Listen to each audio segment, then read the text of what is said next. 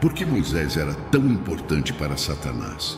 Moisés estava destinado a ser o libertador dos hebreus, o povo escolhido de Deus, liderando-os para fora do Egito e para a terra prometida. Ele estava preparando o terreno para a vinda eventual do Messias, Jesus Cristo. Satanás, sempre oposto aos planos de Deus, via Moisés como uma ameaça. Se Moisés pudesse ser impedido, talvez o plano divino mais amplo pudesse ser frustrado. Na grande luta cósmica entre o bem e o mal, Moisés era um jogador-chave. Sua história nos lembra que, não importa nosso passado, não importa nossos erros, Deus tem um plano para cada um de nós. E nenhuma força, nem mesmo Satanás, pode resistir quando caminhamos na fé. Pela fé, Moisés, já adulto, recusou ser chamado filho da filha de Faraó, preferindo ser maltratado com o povo de Deus a usufruir dos prazeres passageiros do pecado. Hebreus 11, versos 24 e 25. Morte de Moisés. Moisés foi um homem que quase levou toda uma nação para a terra prometida, mas não conseguiu no último minuto. A história de Moisés é inspiradora e misteriosa, e sua partida deste mundo é talvez um dos momentos mais emocionantes da história bíblica. Ele foi o grande líder dos israelitas e passou décadas guiando seu povo pelo deserto. Enfrentou o poderoso Faraó, separou o Mar Vermelho e recebeu os 10 mandamentos no topo do Monte Sinai. No entanto, depois de todas as suas incríveis realizações e testes de fé que superou, não lhe foi permitido entrar na terra prometida com o povo que ele havia liderado tão diligentemente. Por que Moisés não entrou na terra prometida? Moisés, o grande líder que os havia tirado do Egito, sentiu o peso das expectativas do povo. Deus estivera com eles a cada passo do caminho, fornecendo maná do céu e água das rochas. Mas, naquele dia específico nas águas de Meribá, as frustrações de Moisés tomaram conta dele. O povo reclamou: "Por que nos trouxeste do Egito para nos matar, a nós e aos nossos filhos e ao nosso gado de sede?" Êxodo 17, verso 3. Movido pelos clamores deles, Moisés recorreu a Deus em busca de orientação. O Senhor falou com ele, dizendo: "Pega a vara, e tu e teu irmão Arão ajuntai a congregação, e falai a rocha perante os seus olhos, e dará a sua água. Assim lhes tirarás água da rocha." Números 20, verso 8. Mas diante da multidão, a raiva obscureceu o julgamento de Moisés. Em vez de falar com a rocha como Deus havia instruído, ele a golpeou 2 vezes com sua vara, e a água jorrou. Enquanto o povo se regozijava diante do milagre, a voz de Deus ecoou nos ouvidos de Moisés: "Porquanto não crestes em mim, para me santificardes diante dos filhos de Israel, por isso não introduzireis esta congregação na terra que lhes tenho dado." Números 20. Nas planícies de Moabe, com o vale do Jordão estendendo-se diante dele, Moisés subiu ao Monte Nebo. De lá, Deus mostrou a ele a vasta extensão da terra prometida, de Gileade a Dan, uma terra que fluía com leite e mel, um lugar que os israelitas haviam sonhado por gerações. Moisés, com seus próprios olhos, contemplou a beleza dessa terra, mas também compreendeu que nunca poria os pés ali. A Bíblia assim nos relata: Moisés, servo do Senhor, morreu ali na terra de Moabe, conforme a palavra do Senhor, e o sepultou no vale, na terra de Moabe, defronte de Bet-peor, e ninguém soube até hoje de sua sepultura. Deuteronômio 34, versos 5 e 6. Deus mesmo cuidou de Moisés em seus momentos finais, testemunho do vínculo especial que compartilhavam. A parte mais intrigante é o sepultamento. Nenhum monumento, nenhum túmulo grandioso, nenhum santuário para visitar. De acordo com a humildade frequentemente demonstrada por Moisés, seu lugar de descanso final permanece um mistério oculto por Deus, intocado pelo homem. A localização da sepultura de Moisés é um dos enigmas não resolvidos da Bíblia. A disputa. A Epístola de Judas é uma mensagem curta, porém poderosa, instigando os crentes a permanecerem firmes em sua fé e a lutarem earnestamente pela fé que foi entregue aos santos. Após a morte de Moisés, surgiu uma disputa sobre seu corpo. Satanás, o adversário, viu uma oportunidade. Ele se aproximou do lugar onde o corpo jazia. Judas, na tentativa de motivar os fiéis, lembra vários eventos e indivíduos do Antigo Testamento.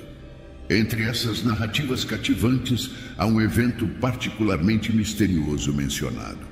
Mas o arcanjo Miguel, quando contendia com o diabo e disputava a respeito do corpo de Moisés, não ousou pronunciar juízo de maldição contra ele, mas disse: "O Senhor te repreenda." Judas 1, verso 9. Embora não saibamos as razões exatas pelas quais Satanás disputaria pelo corpo de Moisés, algumas interpretações podem ser úteis. Profanação. Satanás, sempre em oposição aos planos de Deus, pode ter querido profanar o corpo de Moisés. Ao fazer isso, ele não apenas desonraria o legado do grande profeta, mas também desonraria o próprio Deus. O ato de profanar o que era sagrado para Deus seria uma vitória simbólica para a idolatria. Idolatria. Moisés era reverenciado pelos israelitas. Satanás, sempre astuto, pode ter visto o potencial de transformar o corpo de Moisés em um objeto de idolatria. Ao fazer com que os israelitas tratassem o corpo de Moisés como algo especial a ser adorado, ele os desviaria, fazendo com que seus corações se afastassem de Deus e os levasse a adorar um mero objeto em vez do Todo-Poderoso.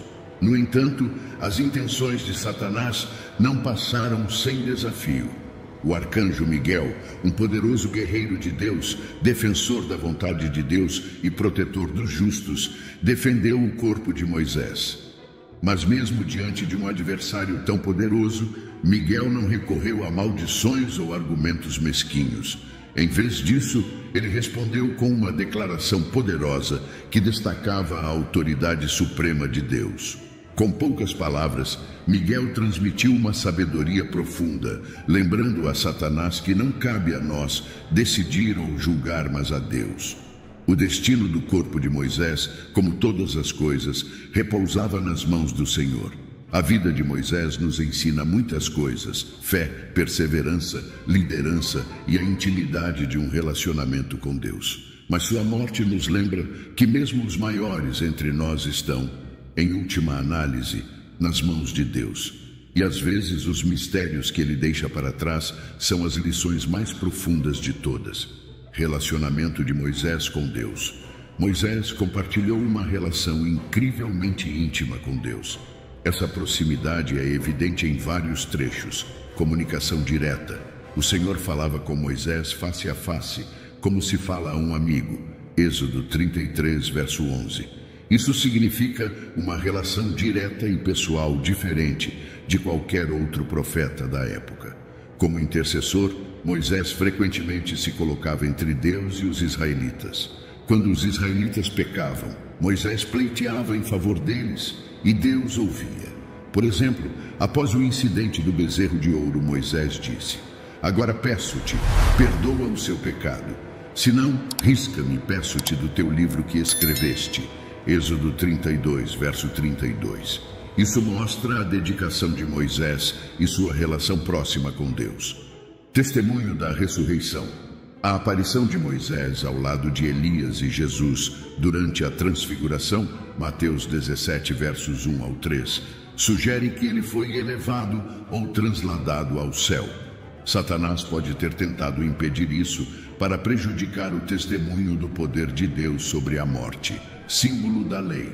Moisés representa a lei. Seu corpo, como símbolo, teria sido um troféu significativo para Satanás. Ao reivindicar o corpo de Moisés, Satanás poderia tentar afirmar autoridade ou vitória sobre a lei. Acusador. Satanás, sendo o acusador, Apocalipse 12, verso 10, pode ter tentado acusar Moisés com base em seus pecados, como ferir a rocha ou matar o egípcio, para reivindicar seu corpo. No entanto, é a graça de Deus que salva, não a nossa. Justiça, em outras palavras, a relação única de Moisés com Deus, destacou sua importância no plano de Deus. A disputa por seu corpo por Satanás pode ter sido uma tentativa de frustrar, desacreditar ou reivindicar uma vitória simbólica contra os propósitos de Deus. Liderança de Moisés. A liderança de Moisés foi marcada por várias características-chave. Fidelidade. Moisés sempre confiou na orientação de Deus, mesmo quando se sentia inadequado. Ele confiou no plano de Deus, como visto quando disse: "Quem sou eu para ir a Faraó e tirar os filhos de Israel do Egito?" Êxodo 3, verso 11. Humildade. Apesar de ser escolhido por Deus, Moisés permaneceu humilde. Ora, o homem Moisés era muito manso, mais do que todos os homens que havia sobre a terra. Números 12, verso 3. Obediência. Moisés seguiu as instruções de Deus, mesmo quando eram desafiadoras. Ele instituiu os 10 mandamentos e outras leis conforme dirigido por Deus. A liderança forte de Moisés e sua relação próxima com Deus o tornaram uma figura significativa na narrativa bíblica. Satanás, como adversário de Deus e de seu povo, naturalmente buscaria oportunidades para desafiar ou minar os planos de Deus. A disputa pelo corpo de Moisés pode ser vista como um desafio direto à herança e influência de um líder tão crucial quanto Moisés. Fé de Moisés. Moisés demonstrou uma fé imensa ao longo de sua vida, desde escolher se identificar com os hebreus em vez da realeza egípcia, até confiar em Deus para abrir o Mar Vermelho e prover para os israelitas no deserto. No entanto, como todo ser humano, Moisés teve seus momentos de dúvida e desobediência, como ferir a rocha em vez de falar com ela, conforme Deus ordenou. Números 20, versos 8 e 12. A conexão entre a fé de Moisés e a disputa de Satanás prova realidades espirituais. Assim como a fé de Moisés demonstrou a realidade do poder e do amor de Deus, a disputa por seu corpo destaca a verdadeira batalha espiritual entre o bem e o mal. O valor dos justos. Moisés foi uma figura-chave no plano de Deus para os israelitas, precursor de Jesus de muitas maneiras. Satanás, sempre se opondo aos planos de Deus, pode ter procurado profanar ou usar indevidamente o corpo de Moisés para desmoralizar os israelitas ou distorcer a prefiguração de Deus da ressurreição. Prefiguração da ressurreição. Alguns teólogos especulam que a disputa pelo corpo de Moisés pode prefigurar temas de ressurreição e a futura batalha sobre a morte. Na Transfiguração, Moisés aparece ao lado de Jesus, Mateus 17, versos 1 ao 3, indicando que está vivo e bem na presença de Deus. A disputa por seu corpo pode ser vista como a última tentativa de Satanás de reivindicar vitória sobre um servo de Deus. Uma vitória que ele nunca alcançaria. Embora os detalhes exatos de por que Satanás queria o corpo de Moisés permaneçam um mistério, o relato serve como um lembrete potencial das batalhas espirituais que ocorrem além da percepção humana. A história destaca a importância da fé, da confiança na soberania de Deus e da necessidade de estar vigilante contra as astúcias do inimigo. Pai Celestial, vimos diante de Ti hoje a história onde Miguel, o arcanjo, contendia com o diabo pelo corpo de Moisés. Assim como há batalhas não vistas nos reinos espirituais, Senhor, reconhecemos que muitos de nós enfrentam lutas e desafios ocultos em nossas vidas diárias. Sabemos, ó Deus, que o inimigo procura roubar, matar e destruir. Mas também descansamos na certeza de que Tu vieste para nos dar vida e vida em abundância. Pedimos Tua proteção sobre nossas vidas, nossas famílias e nossas comunidades. Enquanto o inimigo procura reivindicar o que Te pertence, que sejamos lembrados da vitória que temos em Cristo. Nos momentos de dúvida e fraqueza, ajuda-nos a exercer a autoridade que temos em Ti.